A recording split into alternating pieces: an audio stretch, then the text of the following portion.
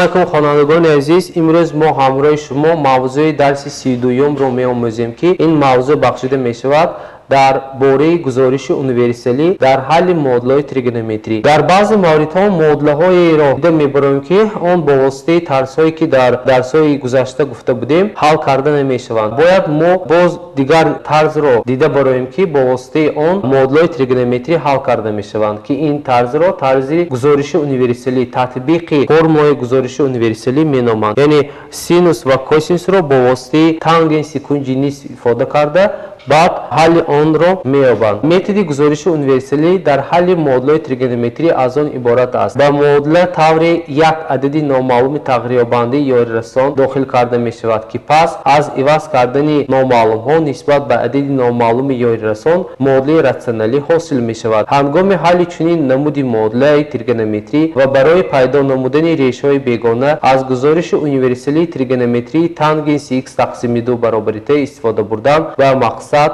ва мувофиқ аст. Агар тангенси x тақсими 2 баробари t бошад, пас мо синуси x-ро бо воситаи аргументи тригонометрии нисф бо воситаи 2 тангенси x тақсими 2 тақсими 1 ҷамъи тангенси квадрат x тақсими 2-ро истифода мебарем ки ин формулаҳо дар мавзӯъҳои гузашта исбот карда шуда буд.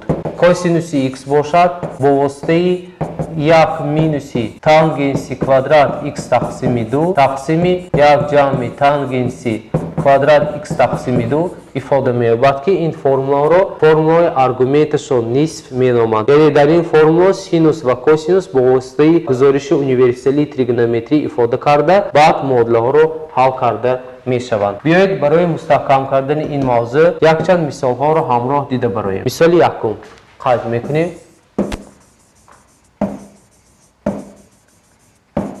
Дар шарти мисоли якум чунин омадааст. Талаб карда мешавад ки модулаи намуди синуси x ҷамъи косинуси x баробари 1 ҳал карда шавад. Барои ҳалли ин модула мо метавонем якчанд тарсҳои илхоҳи дигарро низ истифода барем, лекин дар ҳалли масъала якчанд решаҳои бегона ҳосил шуданаш мумкин аст ё мо аз якчанд решаҳо маҳрум шуданамон мумкин аст, яъне решаи модуларо пурра иҷро карда ёфта наметавонем. Барои ин гузориши универсалии дар болобударо истифода мебарем. Яъне ба ҷои синуси x гузориши универсалии 2 тангенси x тақсими 2 тақсими 1 ҷамъи тангенси квадрат x тақсими 2-ро мегузорем ва ба ҷои косинуси x бошад, чӣ хеле ки аз ин модула шумо пай бурда истодаед, баробар мекунем ба 1 минуси тангенси квадрат x тақсими 2 ва 1 ҷамъи тангенси квадрат x тақсими 2 ҳосил мешавад. Пас ин гуфтаҳоро ба назар гирифта модуларо чунин табдил медиҳем. 2 зарби тангенси x тақсими 2 тақсими 1 ҷамъи тангенси квадрат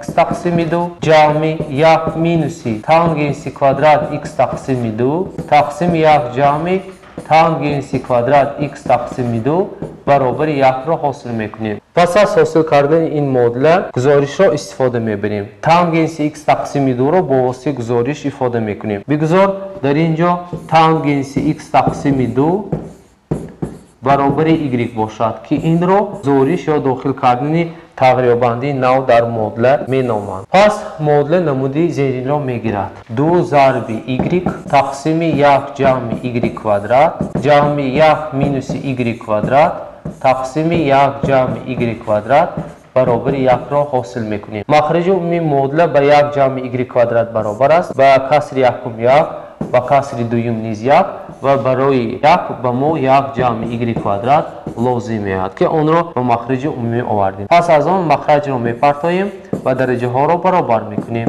2y ҷамъи 1 минуси y квадрат баробари 1 ҷамъи y квадратро ҳосил мекунем. Тарафи ростро ба тарафи чап мегузаронем, ҳосил мекунем 2y ҷамъи 1 минуси y квадрат минуси 1 минуси y квадрат баробари 0-ро ҳосил мекунем. Аз ин ҷо чӣ хеле ки шумо мебинед y бо аломати минус y ба мо минуси 2y квадратро медиҳад, онро қайд мекунем. Минуси 2y квадрат 2 ҷамъи 2y баробари 0 حاصل می شود. یک با مینوس یک اختصار کرده می شود. از اینجا وقتی که ما 2y را از قوس می براریم، در داخل قوس به ما مینوس y جمع 1 برابر 0 حاصل می شود که هر یک این ضرب شونده ها را به صفر برابر می کنیم و حل معادله را موافقا می یابیم. y1 به 0 و y2 به عدد 1 برابر می شود. این گزارش ها را به جای y می گذاریم و قیمت x را موافقا می یابیم. یکم می نویسیم تانگنس x تقسیم 2 برابر 0. هنگامی تانگنس x تقسیم 2 برابر 0 بودن، این حالت خصوصی می باشد. x تقسیم 2 برابر pn حاصل می شود که در اینجا n تعلق دارد به عدد z.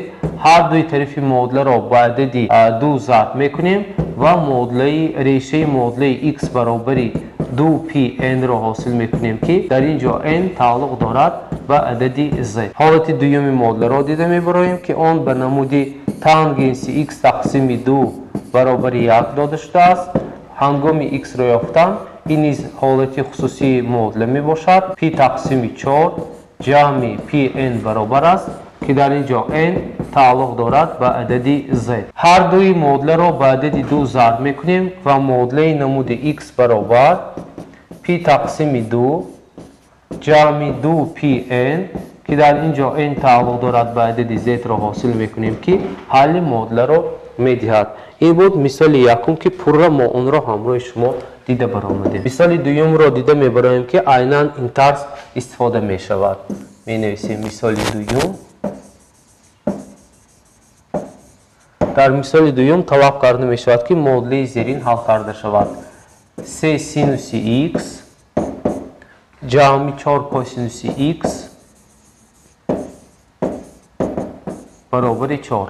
برای حل کردن این معادله و در مثال یک پر را ما گفته گذاشتیم، سینوس x و کوسینوس x را موافقا با واسطه تریگونومتری گزارش یونیورسالی عوض میکنیم. 3 ضرب 2 ضرب تانگنس x تقسیم 2 تقسیم 1 جمع تانگنس کوادرات x تقسیم 2 و جمع 4 ضرب 1 مینوس تانگنس کوادرات x تقسیم 2 تقسیم 1 جمع تانگنس کوادرات x تقسیم 2 برابر 4 را حاصل میکنیم. از این معادله گزارش را داخل میکنیم. بگذار تانگنس x تقسیم 2 برابر باشد به y که این را گزارش مینامند.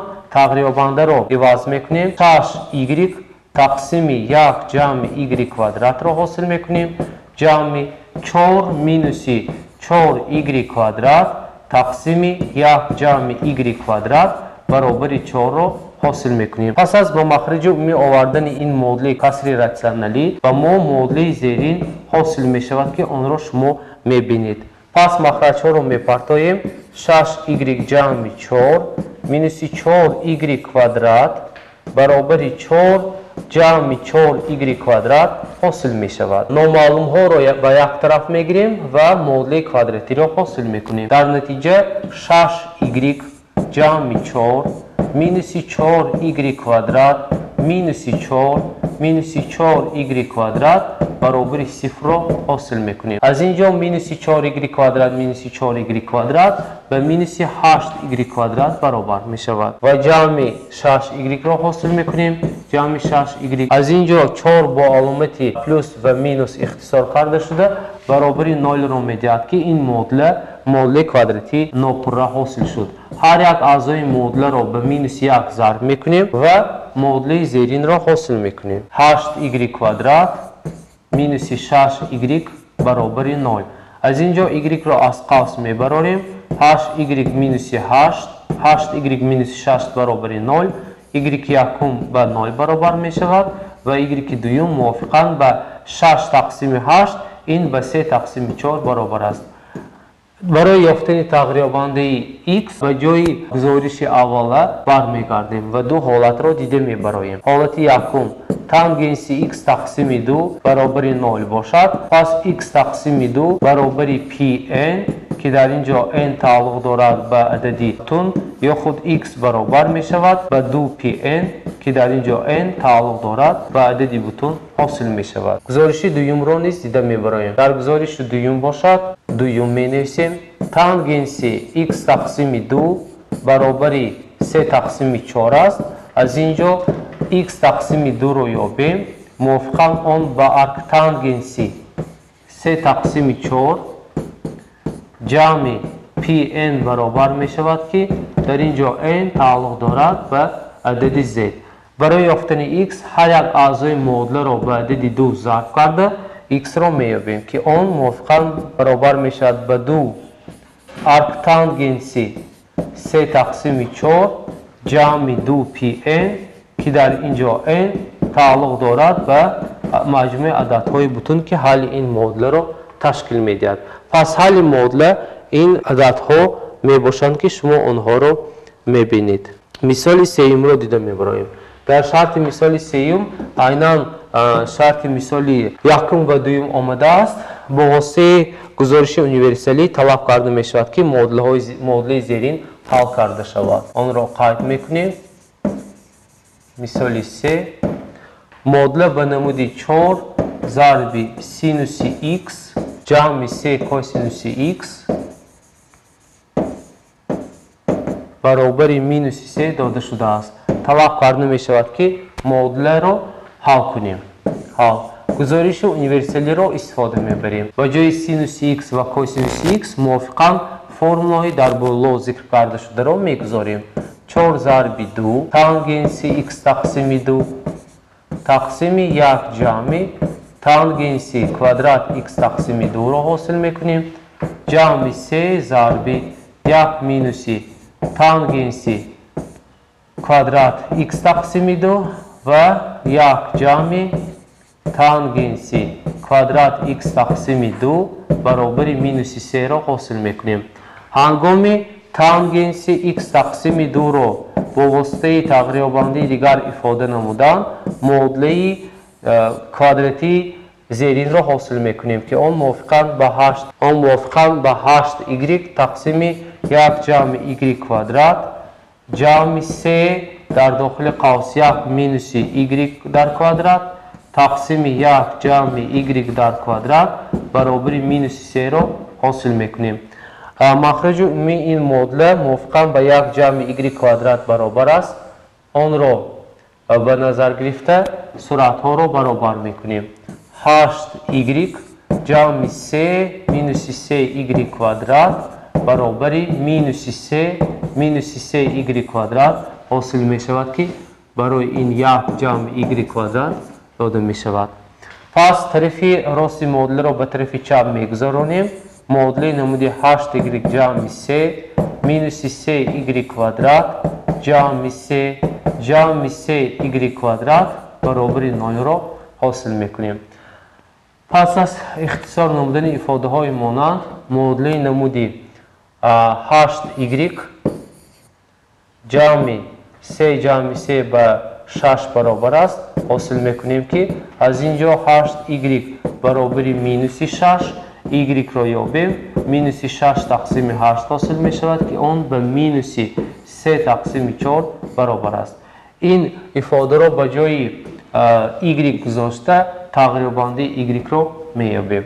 پس تانگنسی x تقسیم 2 برابر می شود به مینوس 3 تقسیم 4 یا اینکه x تقسیم 2 برابر است به مینوس تانگنسی 3 تقسیم 4 جمع pn که در اینجا n تعلق دارد به مجموع عددهای بوتون. از بس که قیمت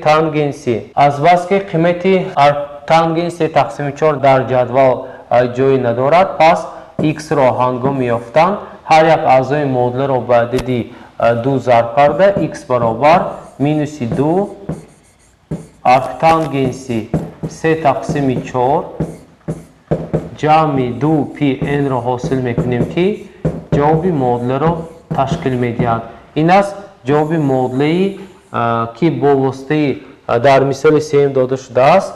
جواب معادله به حساب می رود. خوانندگان عزیز، برای مستحکم کردن موضوع امروزه به شما یک چند مثال و مسئله ها سپرده می شود که آنها رو باید اجرا کرد. این مثال و مسئله ها رو شما در تخته الکترونی می بینید. با همین موضوع امروزی ما به انجام رسید. خیر تا درس آینده موفق باشید.